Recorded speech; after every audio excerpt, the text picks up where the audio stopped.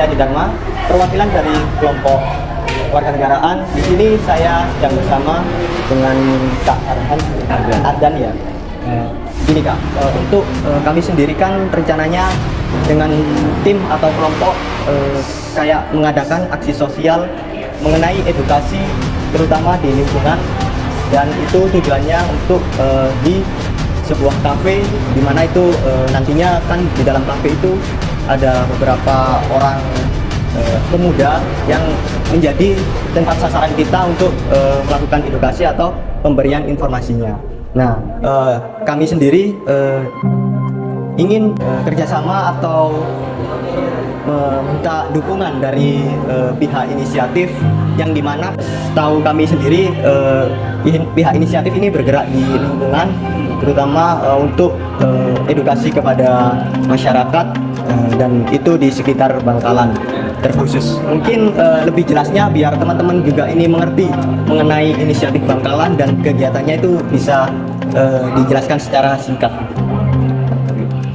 Nah, jadi pertama inisiatif itu tumbuh dan lahir karena fenomena alam yang sudah terjadi, yaitu nasional, nasional bahkan daerah kita sendiri yaitu Bangkalan. Kita terbentuk kompak, akhirnya membentuk sebuah komunitas yang bergerak. Banyak aktivitas yang sudah kita lakukan, seperti aksi pungut sampah, kampanye lingkungan, edukasi lingkungan, kita advokasi lingkungan. Apapun yang memiliki nilai lingkungan kita upayakan itu bisa dilakukan.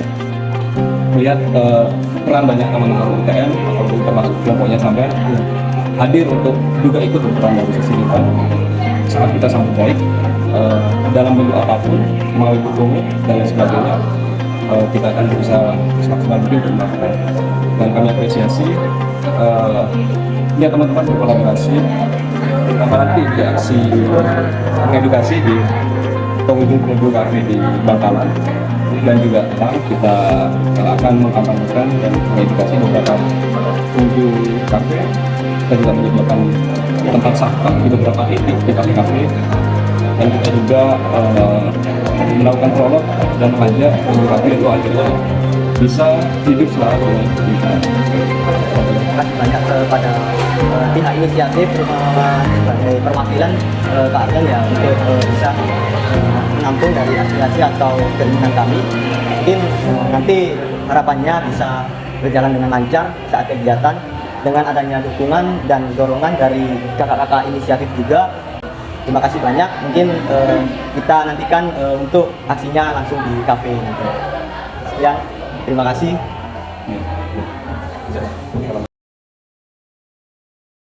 Sebagai generasi muda, memperkenalkan produk ramah lingkungan adalah salah satu langkah penting yang perlu dilakukan. Seperti sedotan bambu, sikat gigi bambu, sabun derak cair, dan batang, di mana barang tersebut tentunya memanfaatkan bahan alam yang tidak merusak lingkungan. Kami percaya setiap langkah kecil akan memberikan dampak yang besar untuk melindungi bumi.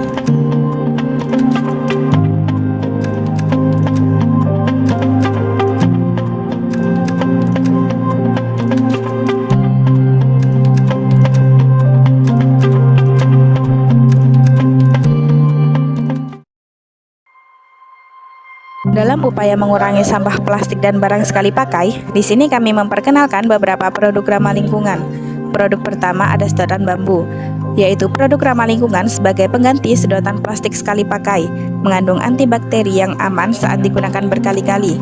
Untuk ketahanan produk ini tergantung perawatan pemakainya. Produk kedua yaitu sikat gigi bambu, sebuah alternatif ramah lingkungan sebagai pengganti sikat gigi plastik, memiliki kandungan antibakteri yang membantu menjaga kebersihan sikat gigi. Setelah masa penggunaan sikat gigi bambu ini cukup dibuang di tanah dan akan mengurai dengan sendirinya sekaligus menjadi kompos alami bagi tanah. Produk ketiga ada sayur oyong yang dikeringkan, bisa dijadikan skrap mandi dan spons cuci piring ramah lingkungan. Memiliki serat kasar alami yang tahan, produk ini sepenuhnya biodegradable sehingga mengurangi limbah plastik. Yang terakhir, yaitu kami memperkenalkan sabun derak. Produk alami dan 100% biodegradable ini mengandung saponin yang bisa menghasilkan busa, sehingga bisa dimanfaatkan sebagai pengganti produk pembersih yang mengandung bahan kimia dan tidak meninggalkan bau ketika penggunaannya. Dari kita itu harapannya nanti kita tahu sebenarnya produk-produk yang ramah lingkungan itu ada di sekitar kita gitu. Jadi kita itu tidak kayak tergantung sama produk-produk yang sekali pakai. Contohnya yang sudah kami coba beritahukan kepada kakak-kakaknya tadi, mungkin untuk produk yang lainnya itu banyak sekali Kak, tidak hanya yang saya paparkan atau teman-teman paparkan tadi. Mungkin harapannya nanti bisa juga kakak menginformasikan kepada keluarga, teman dekat dan lain-lain agar kedepannya mungkin penggunaannya dan kita itu tidak mengalami krisis lingkungan.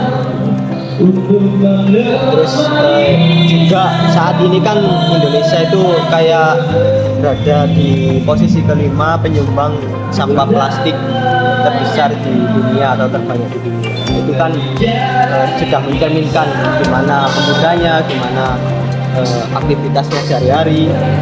Mungkin untuk selanjutnya kita bisa inilah kayak memilih produk yang lebih ramah lingkungan.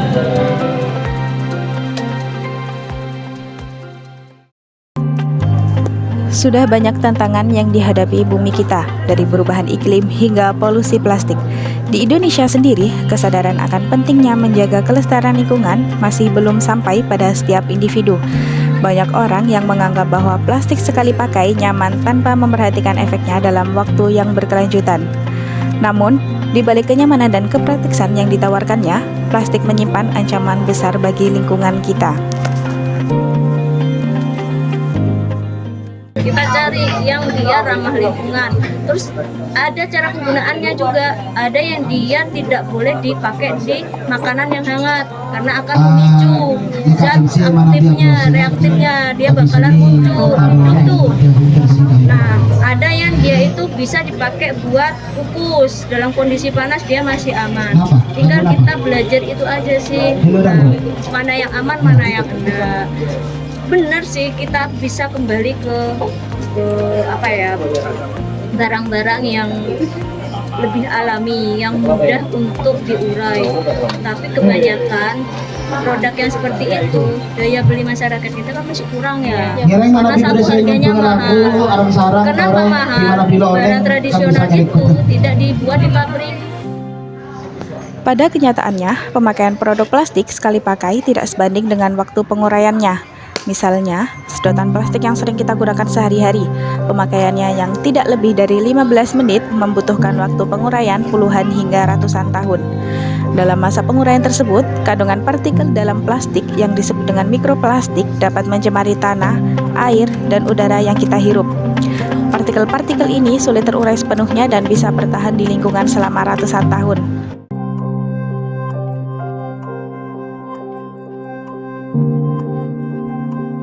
Mengingat dampak negatif dari sampah yang berserakan seperti pencemaran lingkungan, banjir, dan penyakit, penting bagi kita untuk melakukan tindakan.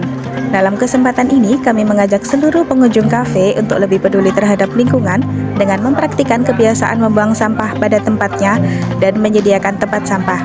Gerakan buang sampah pada tempatnya ini tidak hanya tentang membuang sampah pada tempatnya, tetapi juga mencakup pengurangan penggunaan barang sekali pakai, pemilahan sampah berdasarkan jenisnya, serta daur ulang. Oke, Assalamualaikum warahmatullahi wabarakatuh. Kita dari Inisiatif Bangkalan. Kegiatan Tresnah Ngamen Hasanah ini kita lakukan setiap weekend di 2 minggu terakhir ya. Kita inisiatif juga berkolaborasi dengan teman-teman dari UTM, bahwasannya sangat penting mengkampanyekan dan memberikan edukasi terhadap pengunjung kafe yang juga saya lihat rata-rata juga merupakan Gen Z atau mahasiswa yang mana mereka harus sangat aware terhadap lingkungan karena mereka lah yang akan menjadi generasi penerus di negara kita. Harapannya dengan memulai gaya hidup ramah lingkungan di kafe itu juga menjadi pemacu di kehidupan lainnya seperti mungkin di kampus ataupun di rumah dan kehidupan masing-masing seperti itu. Itu saja. Mungkin ada yang ditambahin? Cukup. Ya, mungkin dari saya ucapkan terima kasih banyak kepada pihak Inisiatif Bangkalan yang sudah mau untuk ajak berkolaborasi. Mungkin mungkin yang di luar sana tidak hanya nantinya melihat atau menonton tayangan ini saja, mungkin nanti bisa diterapkan untuk dirinya pribadi masing-masing, dan agar nantinya lebih banyak orang lagi yang menerapkan kehidupan sehat atau membersihkan lingkungan sekitarnya. Mungkin itu saja dari saya, terima kasih banyak. Saya akhiri, wassalamualaikum warahmatullahi wabarakatuh.